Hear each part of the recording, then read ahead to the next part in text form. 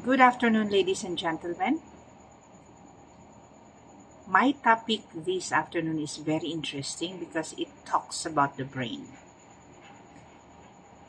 In the mid-90s, Kaiser Permanente, which is an international health group, discovered an exposure that affects brain development, immune system, hormonal system, and even the way our DNA is read and transcribed.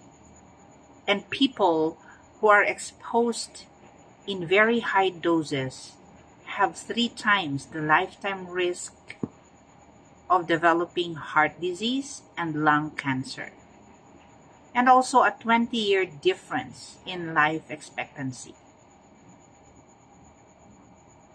Doctors today are not trained in routine screening or treatment of this exposure. And the exposure is not a pesticide or any chemical or radiation exposure.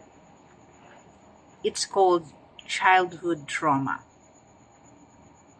And threats are so severe or pervasive that they literally get under our skin and change our physiology. And they go with us into adulthood and even into old age. Things like abuse or neglect. Some people would say, hindi pinapansin yan dun sa bahay nila. Hindi naman siya kinakausap, pinapabayaan naman siya. So she must be okay. He must be okay. Binibigyan naman siya ng pagkain. Hindi naman siya pinapakialaman sa buhay niya. But you know, ladies and gentlemen, neglect is the other end of the spectrum. Kung sa abuse, palagi kang nakikita, palagi kang binubulyawan, palagi kang pinagagalitan, palagi kang binubugbog, palagi kang inuutusan, palagi kang pinapagawa ng kung ano-ano, the other side of it is neglect. Hindi ka nakikita, hindi ka napapansin, hindi ka tinatanong kung anong nararamdaman mo. Nobody cares at all. And both have the same effect. Whether abuse or neglect, pareho lang ang epekto nun. And so is growing up with a parent who struggles with mental illness or substance dependence. Ilang percent ba ng mga Pinoy ang merong parent na mentally unstable? Merong mga mental disorders, substance dependence. You see, hindi maiwan-iwan ang alak. Umaga pa lang, alak na ang iniinom na kape. How many percent of us grew up in situations like this? Exposure to early adversity affects areas like the nucleus accumbens. It is a part of the brain. It's the pleasure and reward center of the brain. It's the pleasure and reward center of the brain that is implicated in substance dependence. Okay? So, this goes to show na pag early ka pa na-expose sa adversity, naaapektuhan yung pleasure and reward center ng iyong utak. Na sometimes, pwede nating matrace as the reason kung bakit nagkakaroon ng substance dependence ang isang tao and he cannot help it. Diba? Marami tayong sinasabihan ng ganyan. Tigilan mo na yan. Stop mo na yan. No, he could not. No, he cannot. Kasi nga, apektado na yung pleasure and reward center niya sa kanyang utak due to early exposure to adversity. It also inhibits the prefrontal cortex, which is necessary for impulse control and executive function. And it is a critical area for learning. It is said that the prefrontal cortex is not yet fully developed until a human being gets to the age of 25 and 26. It is until then na nagmamature na yung prefrontal cortex, wherein yung mga decisions ng tao at that point in his life are more stable, no? Mukhang pinag-isipan niya na yan. Okay? More wise and ano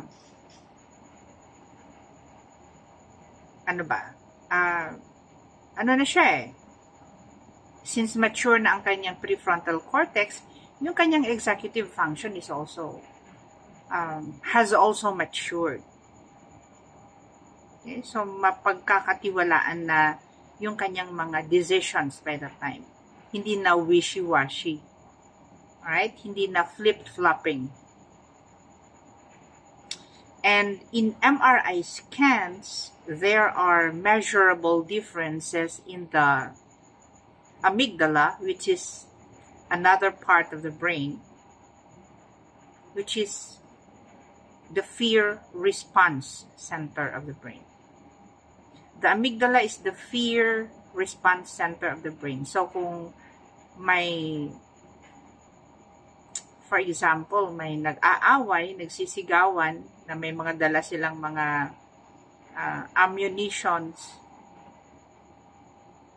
yung na-activate during the time, kung ikaw ang spectator, ikaw ang nanonood lang, is your amygdala, your fear response center. There are real neurologic reasons why people exposed to high doses of adversity are more likely to engage in high-risk behavior. But it turns out that even if one did not engage in any high-risk behavior, he is still more likely to develop heart disease or cancer. This has something to do with the, ito masyado ng technical na to. This has something to do with the hypothalamic pituitary adrenal axis. Alright, masyado na tayo naging medical. So, learn from this, alright? Hypothalamic pituitary adrenal axis. It is the body's stress response system that governs our flight or flight response. Ang fight or flight, munang response na to, no? Yan yung response natin pag merong mga emergency, no? Or mga threatening situations. Ano ba? Lalabanan ko ba to o tatakbo ako? Right? So the parts of our brain that is activated is the hypothalamus and the pituitary. Okay? Ang adrenal naman is dito sa kidneys natin. Okay? On top of the kidneys. So how does it work? Tatanungin niyo ako, paano nag-work yung ganyan? Okay? So imagine na naglalakad ka sa forest. Ano bang forest dito sa atin? O sige, dyan sa Mount Matutum. Nagte-trekking kayo. Nagma-mountain climbing. Kagaya ng ginawa namin sa Buko-Buko Peak. Imagine you're walking in the forest and you see a tiger. May tiger ba dito? You see a tiger. And immediately, ang hypothalamus mo will send a signal to your pituitary, that's another gland, which also sends a signal to your adrenal gland. We are talking endocrine here. That says, release stress hormones. What are these stress hormones? So, release adrenaline, release cortisol. Okay? Kasi ito yung mga stress hormones na tinatawag. So, what will happen? Pag nag-release na ng adrenaline or cortisol ang adrenal glands, what do you feel? And how should you feel? So, your heart pounds, no? Nagapalpitate ka na. Ang mata mo, nagasiga na. Ang mga pupils, no? Hindi, kung Chinese ka kasi, hindi talaga yan siya didilat. But your pupils dilate and your airways open up. So, alam nyo, yung breathing ninyo, bibilis. And you are ready to either fight the tiger or run from the tiger. Whichever way, kailangan mo ng decision, no? Kailangan mo ng courage. And that is a wonderful response. Tama lang naman talaga na ganyan ang response, no? If nasa stressful situation tayo. If we are in a forest and there's a tiger. So, tama lang na mag-feel ng ganyan. The problem is when the tiger comes home every night. And this system is activated over and over and over again. Okay? In short, nami lang ni siya kung may ara kita sa forest, kag may tiger. Pero ang problema, kung ang tiger umuuwi sa bahay bawat gabi. Speaking of whoever, our parents, our guardians, our husbands, our wives, who are, should we say, toxic. So every time kumakatok sa pinto si tiger, no? Ang hypothalamus pituitary adrenal axis mo is activated. So your heart is pounding, your pupils dilate, your airways open, and you are ready to fight or flight. Kasi baka mamaya bububugin na naman ako nito or sisigawan na naman ako. So, pag-iisipan mo, ano ba? Lalaban ako o tatakbo? Right? So, and if that happens over and over and over again, magmula nung magkamalay ka, it goes from being adaptive or life-saving to being maladaptive or health-damaging. Children are especially sensitive to this repeated stress activation because their brains and bodies are just developing. The single most important thing that we need today is the courage to look this problem in the eye and say, this is real, and this is all of us. Kung naintindihan natin ang mechanism ng disease na ito, kung alam natin hindi lang yung pathways that are disrupted, but how these pathways are disrupted, then it is our job, the doctor's job, to use this science for prevention and treatment. Do you even wonder why there are a lot of people right now who are experiencing mental disturbance?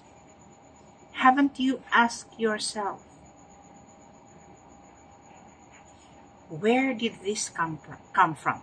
Where do these people come from? Saan ba nanggagaling ang kanilang mga takot, ang kanilang mga overthinking? Saan ba ito nanggagaling? It has been my routine, even in the medical missions that I go to. Kung may lalapit sa akin na patient na hindi makatulog, palaging kinakabahan, hindi maka-function ng maayos kasi hindi niya rin matrace kung saan nanggagaling. She can't put a finger kung saan nanggagaling yung takot niya. I always make it a point to ask patients kung sometime in their lives na-expose ba sila sa mga threatening conditions. And they would say, wala naman, okay naman po, Doc, okay naman ang sa bahay. Only to realize na yung okay pala na sinasabi nila ay hindi okay. As what I have said, they may have not been abused, but they have been neglected. Diba? Sabi ko kanina, pareho lang ang effect nun. Abused or neglected, same effect.